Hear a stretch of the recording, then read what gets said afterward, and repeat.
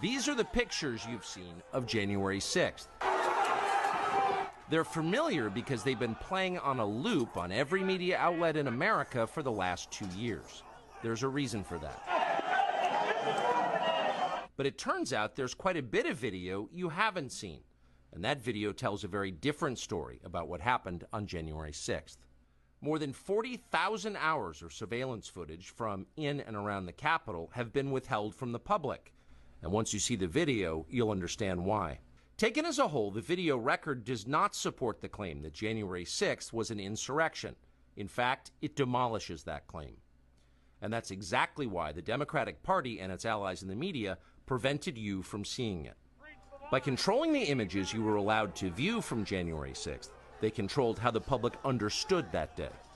They could lie about what happened, and you would never know the difference. Those lies had a purpose. They created a pretext for a federal crackdown on opponents of the Uniparty in Washington. Our office wanted to ensure that there was shock and awe, that we could charge as many people as possible. The first thing you notice from viewing the full video record of January 6th is just how many people entered the Capitol building that day. Hundreds and hundreds of people, possibly thousands, over the course of about 2 hours. The crowd was enormous. A small percentage of them were hooligans. They committed vandalism. You've seen their pictures again and again. But the overwhelming majority weren't. They were peaceful, they were orderly and meek. These were not insurrectionists, they were sightseers. Footage from inside the Capitol overturns the story you've heard about January 6th. Protesters queue up in neat little lines.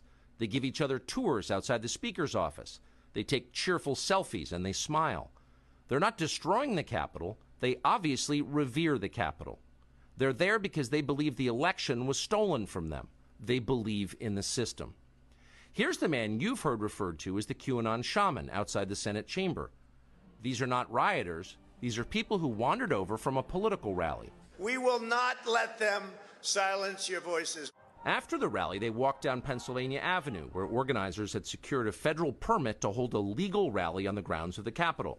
I know that everyone here will soon be marching over to the Capitol building to peacefully and patriotically make your voices heard.